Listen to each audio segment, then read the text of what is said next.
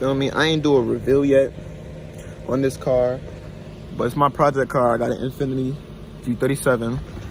I got some paddle shifters though in the back here. Seen a couple YouTube videos on how to install them. Pretty straightforward. I'm about to install them right now. Yeah, but that's about it.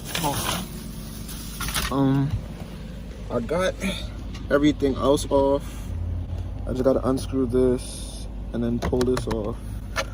I really wasn't making this a tutorial video. This was really more of a installation video, but for that part, it was just a regular Phillips, and then you just give it a little tug, and the center console, or the console underneath it, I don't know what's the proper terminology, it should just fall through, and yeah. So, yeah, get back to you. Got the first paddle shifter installed.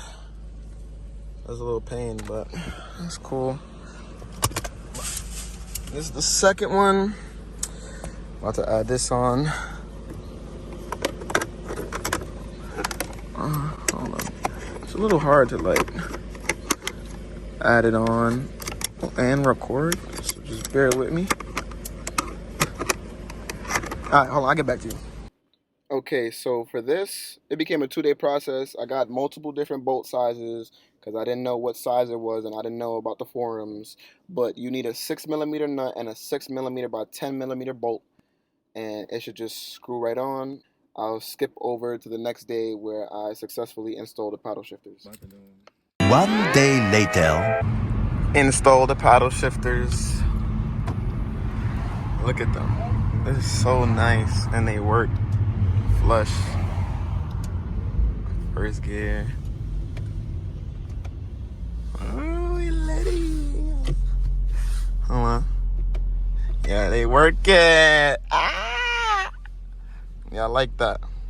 All by me. No mechanic work. My God, fresh car.